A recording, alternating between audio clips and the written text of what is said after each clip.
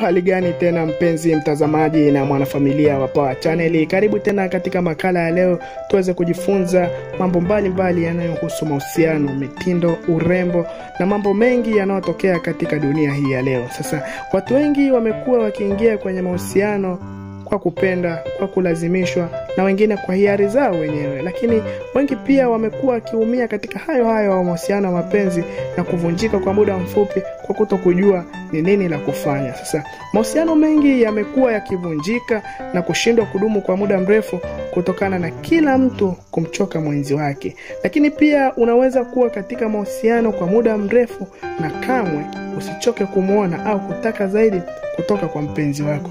Ziko njia mbalimbali watu wanazozitumia ili kuhakikisha wanaweza kudumu katika mahusiano na kuweza kuishi vizuri kwa amani, kwa furaha na kwa upendo.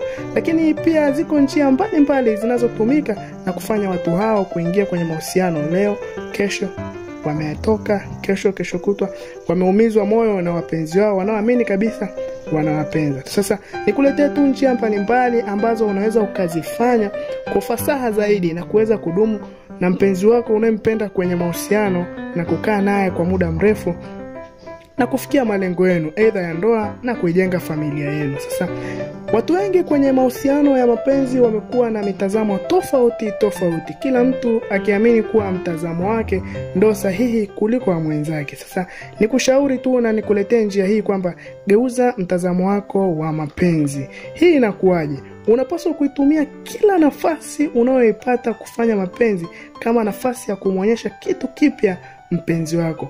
Mwisho utagundua kitu gani kutoka kwa mpenzi wako huyo. Sasa jitahidi sana kusoma, kujifunza makala tofauti, majarada mbalimbali ili kupata njia mpya kwa ajili ya kumfurahisha mpenzi wako.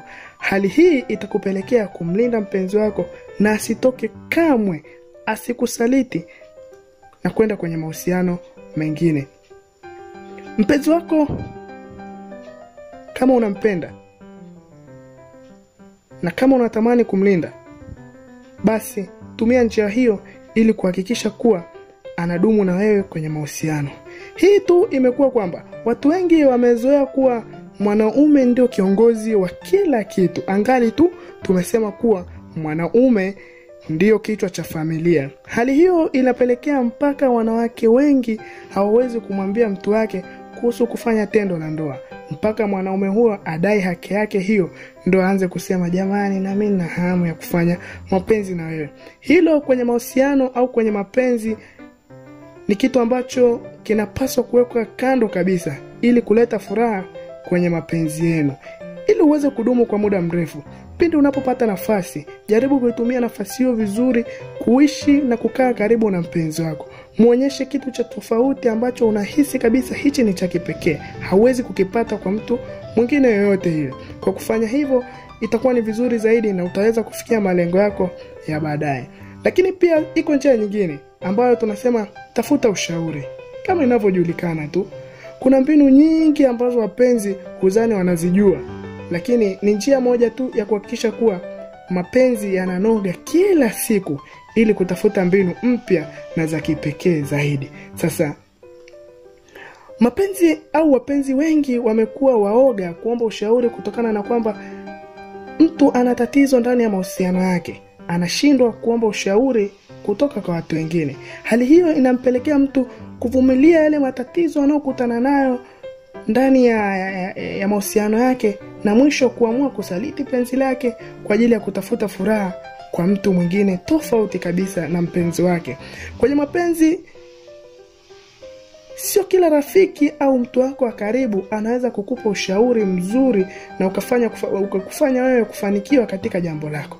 Wako wengine watakushauri na ukafanya kujutia ushauri wao mbeleni hapo. Sasa unaweza kutafuta tu watu ambao wamedumu kwa muda mrefu kwenye mahusiano, ukajaribu kuomba ushauri ni njia gani wamezitumia mpaka kuhakikisha pale walipofikia, ili na wewe kuweza kufikia malengo hayo uweze kuvitumia njia hizo ili uweze kufikisha mapenzi yako katika sehemu nzuri au level nzuri ambayo itakufanya kuwafurahia mapenzi yako.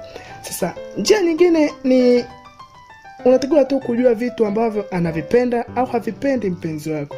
Hili limekuwa ni gumu sana kwa watu wengi kwenye mahusiano. Mtu anashinda kuelewa mpenzi wangu anapenda nini. Mtu anashinda kuelewa mwenzi wangu hapendi kitu gani. Sasa unapaswa kuvijua sana vitu hivi ambavyo havipendi mpenzi wako ili kujiepusha navyo, na ujiepushe.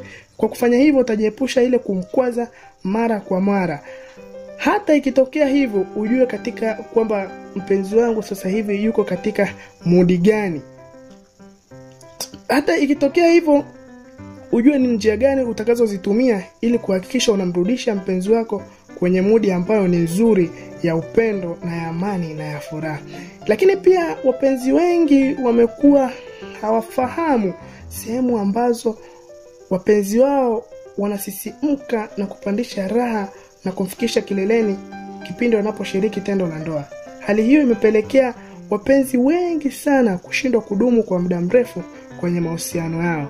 Watu wengi wamekuwa wanashindwa kuelewa hili, na watu wanaamini kwamba mapenzi, kwamba mtu ukimpenda sio lazima ufanye naye mapenzi. Lakini tu nikwambie kitu kimoja, kufanya tendo la ndoa limekuwa ni nguzo kubwa sana ya kuhudumu katika mahusiano na kwa muda mrefu.